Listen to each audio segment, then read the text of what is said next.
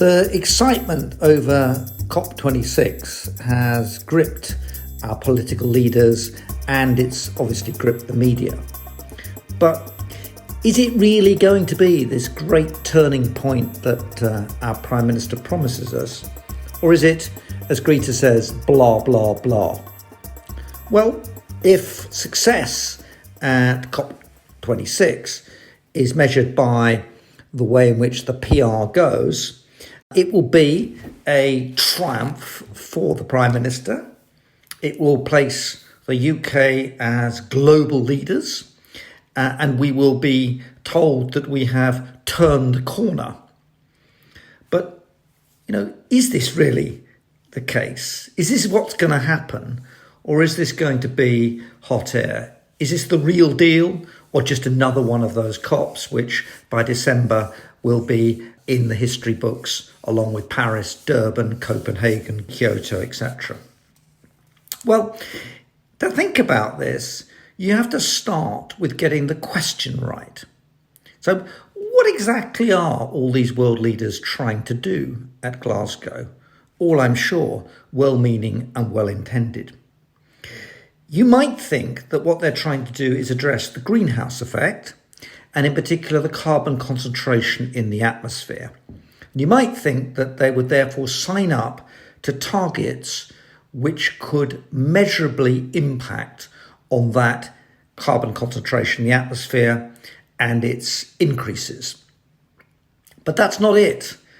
What happened at the Kyoto COP and the Kyoto Protocol embedded this was something really very different. It tried to answer the question of what needs to be done by countries to reduce carbon territorial production, the emissions within a particular geographical area, not the question what needs to be done to reduce the carbon footprint and hence address the carbon concentration in the atmosphere.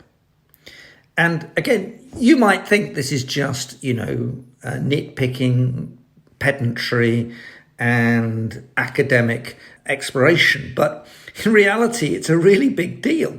Because if you look at the last 30 years of all this effort, all this moral, political capital deployed, it's been going very, very badly. So since 1990, we've increased the carbon concentration in the atmosphere by about 2 parts per million every single year. Nothing that's been done since 1990 has made a dent in that path of adding 2 parts per million per annum. And if you want to really think through what's at stake here, bear in mind that the carbon concentration in the atmosphere went up 2 parts per million during the great financial crisis in 2007-2008. And staggeringly, it went up last year despite all the great coronavirus lockdowns. 2 parts per million every single year for 30 years, 30 wasted years. And behind that lies the big switch in where the emissions are coming from and what's backing them. So if you look over those 30 years, the big story is clearly China. China has burst onto the world stage. It's been doubling its size, for quite a lot of the period, every 7 years. It's now gone from being a coal exporter to being 50% of the total world coal burn and more and counting. It's opening more coal power stations than the EU and the US together are closing. And it's a core part of our fossil fuel world, and fossil fuels make up about 80% of global energy still. Now that great effort has been in China to industrialize, to take people out of poverty, to make a difference to the Chinese population.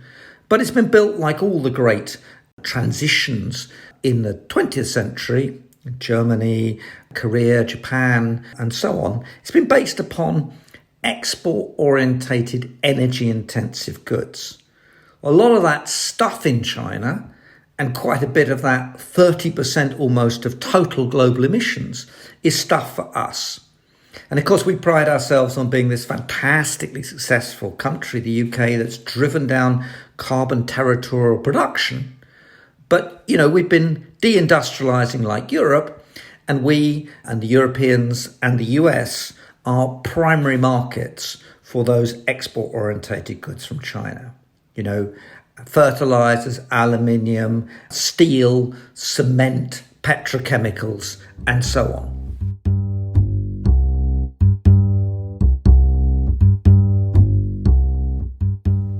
So if you really want to do something about climate change, if you really want to turn the corner at Glasgow, at the COP, then you have to do something about carbon footprints and carbon consumption, and stop kidding yourself that just because you're driving down territorial production and therefore you can claim under the Kyoto framework, the Paris framework and Glasgow what a fantastic success you are. Instead of making those sort of claims, you have to face the reality that it's that consumption of carbon, it's imports as well as domestic production, and all of that stuff is for you and me. It's us as individuals, ultimately, for which the economy functions. It's our consumption, our pollution, and we as the polluters should pay the consequences. And we need to act now. At Glasgow, we'll hear a lot about targets in 2035, a lot more about 2050 and 2060. But all of this is far too late. The world can't stand China not peaking its carbon emissions by 2030, by which time at current growth rates it'll be twice its current economic size.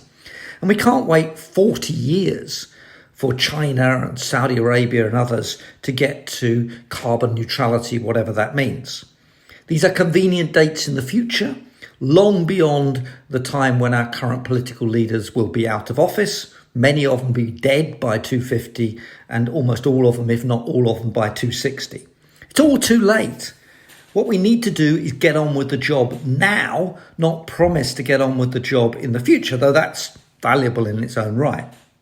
Choose the right targets and get on with confronting the polluters with the cost of their pollution.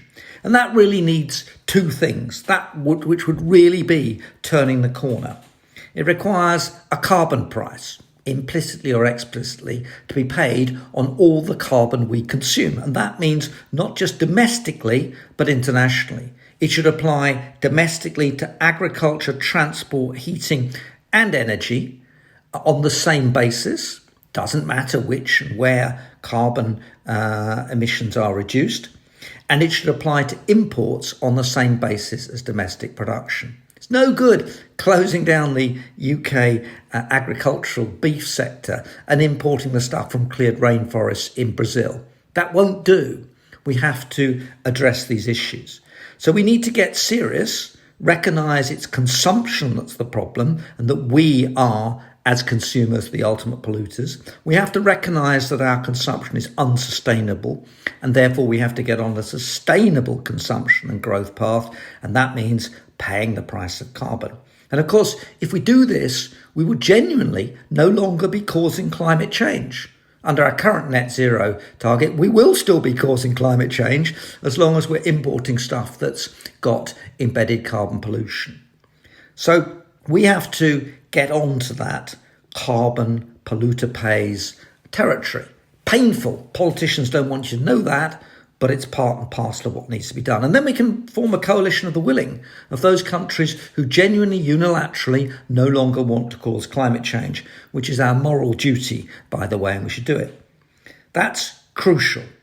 Bottom-up coalition of the willing. But in addition, we've got to help the developed countries to transform in a low-carbon way. And they rightly say, we put most of the carbon up in the atmosphere and we've industrialised. Why should we deprive them of the benefits of those higher standard of living and that industrialisation too? And, $100 billion a year might sound a lot, but it isn't. We probably spent $300 billion on coronavirus in this country. And, of course, it all assumes that people are going to cough up and they haven't done to date for previous promises. And if you look at the behaviour of politicians and electorates, this is a country which has cut its overseas aid from 0.7 to 0.5% of GDP because it's better spent at home. That's a long way from what needs to be done to address a global problem of global emissions, and emissions anywhere are just as dangerous and just as important as emissions anywhere else.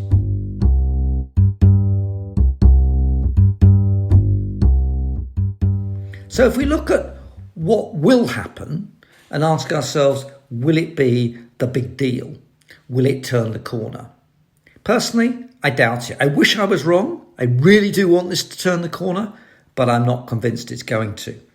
And if we think through what the consequences of cakeism, boosterism, boasterism of telling people that they're going to succeed in decarbonisation and not face any costs, we're going to postpone action into the indefinite future. You can see that's what's going to happen. And of course, people aren't stupid.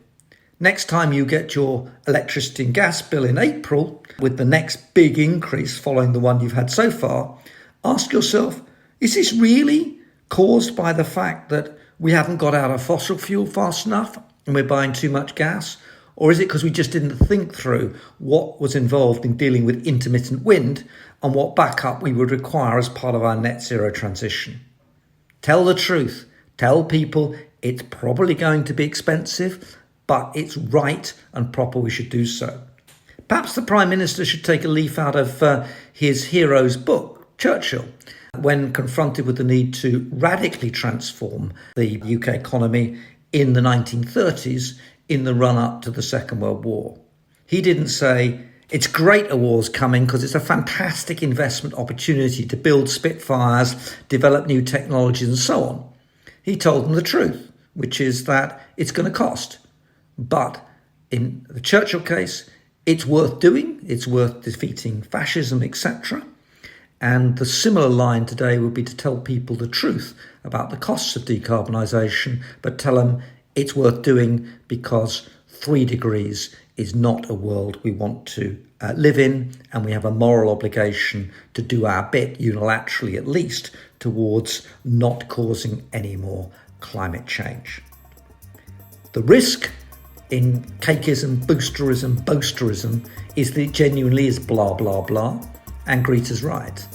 But it doesn't have to be that way, and it would require a substantive change of direction, but it's one we should take. Thank you very much.